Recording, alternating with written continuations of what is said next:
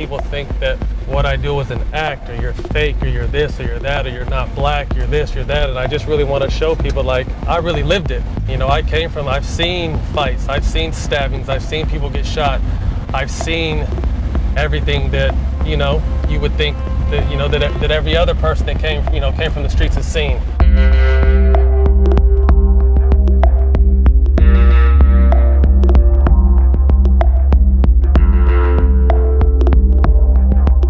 Are you guys ready to go to see where Daddy went to high school at? Yeah. I came from nothing. You know, my dad was the biggest drug dealer, had cops on his payroll. Cops tried to come jack his stash one night. My sister was 4 and I was 7.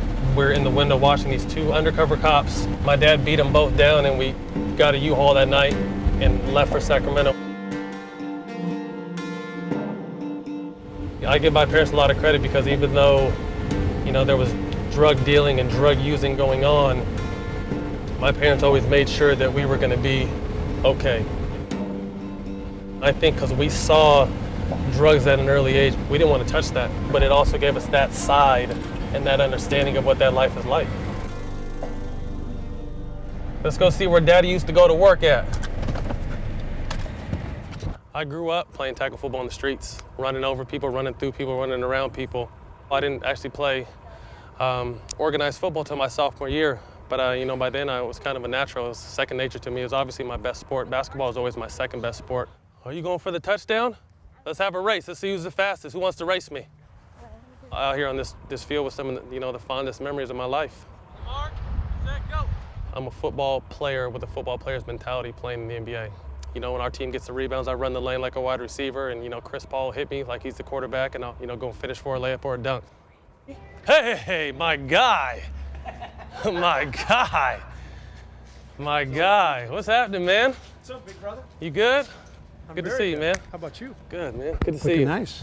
That's how I owe everything to, man. This is my football coach right here. This guy drilled toughness into me and took me off the basketball court and got me on the football field. This used to be Daddy's locker room back here. Let me show you where my locker was. Yeah, right here. What's your password? It's not the same locker, bro. That was almost 20 years ago. There was maybe 5 of us, 6 blacks in the whole school, and you know, me and my sister are half, so we only counted as 1. So it was really a predominantly white school. My senior year in high school, my sister was a freshman, which is his mom, and there was a kid that kept messing with her. And he, you know, she said he was calling her a nigger. And I was just like, really? And she's like, yeah, I told my teacher he won't leave me alone. So one day after class, I only had 4 periods. So after class, she comes crying to me and said, you know, this boy spit in my hair and called me a nigger. I was like, what? And she showed me she still had the spit in her hair and she was crying. She had her girlfriends with her. So I went and the kid happened to just walk by. So I just took off on him. When I went to the office, it was just, you know, why'd you do that? And I'm just like, you know, he called my sister nigger spit. Well, you know, his dad's a prominent lawyer in this city and he wasn't raised like that. And I know he wouldn't talk like that. So, you know, why'd you do that? So they didn't believe, you know, what I did. So long story short, I ended up getting suspended for 6 days. This is on a Wednesday, I want to say. I got suspended Wednesday. Thursday night, I guess a bunch of KKK people came up here and vandalized the school, had a mannequin with my football jersey, die Barnes, you nigger, and it made national news, like the NAACP and everything came up here. There's a branch that used to come out that was a little bit lower, and they had a noose around the mannequin's neck, and like I said, they went all out. You know, they went all out. The N-word came up a lot for me growing up because I went to white schools and, you know, they threw that thing around like it was a Frisbee. This is Matt Barnes, who, when he was a senior, he caught 27 touchdown passes. I had mixed feelings about getting my jersey retired here because of what happened to my sister. I finally had my old football coach call me and tell me, you know, things have changed. You know, they really want to honor you. They want you to come back. And they ended up retiring my football jersey and my basketball jersey right here. But it's just good to be back. And we're kind of just walking around campus. I had to come back and see Coach Kenyon, and I wanted to come in and say hi to the people I know and hello to the new faces I don't know. And good luck this year. Take care. Thanks, yeah. A lot of those guys I grew up playing with, are just as talented as some guys in the NBA, you know, but just for one reason or another, an injury, or you get in trouble, or, you know, you're known for trouble. You know, the NBA doesn't really, you know, you don't really get too many chances there. So if you have a bad rep, it's hard. And I think I had a bad rep my first few years, and I think I worked my way through that. But it's a thin line between, you know, going in my 12th year, or I could have been going in my, you know, my 12th year overseas.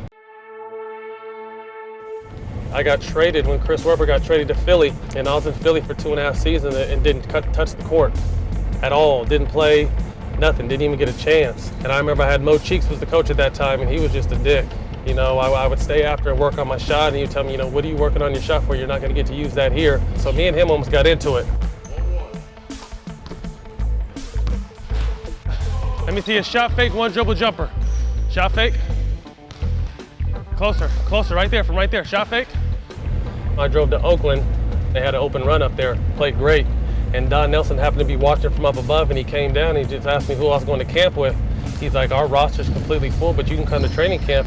So I beat out the 3 guys they were gonna cut and then 3 guaranteed contracts. And I remember my first game when in Golden State, when we ended up playing against Philly, Don Nelson kind of knew, we got really close. He knew that I didn't like Mo Cheeks at all. And he just told me before the game, he's just like, I'm gonna let you go tonight. And I kind of like, what does that mean? He's like, play your game. After I hit the first couple threes, you know, Mo Cheeks started chirping a little bit, like, oh, that was luck. You know, you're not gonna hit the next one. I wanna say I was probably 9 or 10 for 12 from the field. I had 36 points, and every time I made a shot, I looked over and made sure he seen it and made sure I said something to him. Good looking, man. Yeah. Thanks, man. Hey, what's your name? Yeah, Man. you good? Have a good one. Yeah. Ooh, wee. Did you guys have a good workout today? Yeah. You guys are playing for the rookie showcase game? Yeah. All right. I probably haven't been down this street in 20 years. There was Crips down this street. There was Harley Davidson motorcycle people up here. And then there was this Mexican gang on the back of this street. This little duplex right here was a 3-bedroom for me, my mom and dad, and my brother and sister. My dad was there, but he wasn't, if that makes sense. So my mom was the one that always held our household down, and I was her favorite. She was diagnosed with 4 cancers, all in stage 4, November 1st, 2007. We played the Phoenix Suns, and I wasn't gonna go to the game because she kept getting worse, but she told me, she's like, baby, your team needs you. I ended up going to the game, played well, almost had a triple-double. She calls me, great game. You know, I know you're tired, just drive down in the morning. I'm like, are you sure? She's like, yeah, I'll be fine, I'll drive down in the morning. She died at 4 a.m. It had been in a roller coaster up until that point in my career, but she got to see that Golden State year, that magical year where my first year, well, hey, I'm finally playing. Fortunately, now I'm back where I started, with the Clippers on a multi-year deal, which it really feels good because it's kind of come full circle. It's kind of just mirrors my career. I've been through so many ups and downs. Now we've kind of got back together. You know, I'm towards the end, but still in my prime, and you know, they're heading the right direction, and it feels good to be back. Wake up, punks! Everybody got a good little nap? What's up? What's up, bro? You good? Press, look at, oh, you opened it. How did you open it? Our family isn't necessarily super duper close, but at the same time, it's family. My auntie was killed going on a month now by her husband at the time. Got in an argument, stabbed her in the neck and left her for dead on the street. She was found an hour and a half later and unfortunately died in the ambulance on the way to the hospital. So it was kind of like, wow, like what can I do? You know, one night I'm just like, I don't know what is gonna happen, what kind of response I'm gonna get, but I posted this picture and kind of told a story about it. And there were so many responses, I was just breezing through them, and you know, you would see, hey, I saw him in this green van here. Or hey, I just saw him 2 days ago there. And then the national attention it gained, ESPN, Dateline, I did Good Morning America, I did The Insider, I did Entertainment Tonight. The day after the Good Morning America piece aired, an anonymous caller called in with a tip that said they saw that show and you know, that the police apprehended him. You know, my first thought was all my family was in the streets looking for him, trying to kill him themselves. And you know, I kind of, being the one with so much to lose, you know, I really had to reel everybody in and tell them, you know, this is not really the route to take. And I think it really hit home coming from me because they know that that's what kind of person I am.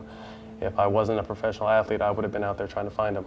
All right, so listen, we're gonna do a jump, a pitch. Remember how we did at Chris Paul's house when all you guys jumped off the thing at once? So scoot closer to each other on the count of 3. 1, 2, 3, go. Yeah! Got him. When I hear the word Don Sterling, I get mixed emotions. The man that gave me my first NBA job, the man that gave me my first multi-year contract. So I have a lot of gratitude towards him, but still at the same time, a lot of frustration. Having that, come out before Game 3 versus Golden State, when there's already all the pressure in the world's on us, it was just added distraction that wasn't needed. And I think there was a lot of mixed emotions on our team.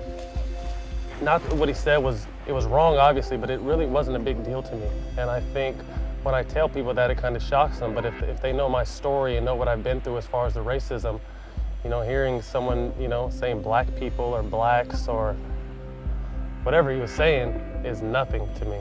He's not the only professional sports owner team, I guarantee, and he's not the only head of a company that thinks that way, that looks at athletes per se as, slaves or lesser. I don't think we'll ever abolish racism. I think it's something that was here before me, it's gonna be here after me. It's something we're gonna have to deal with. You put a lot of onus on parents teaching their kids the right and wrong ways and to be open-minded for not only all races, but all preferences. And I think that's great. I think you should never have to hide who you really are. And I think that's something that sometimes has gotten me in trouble, but I've never hid who I am.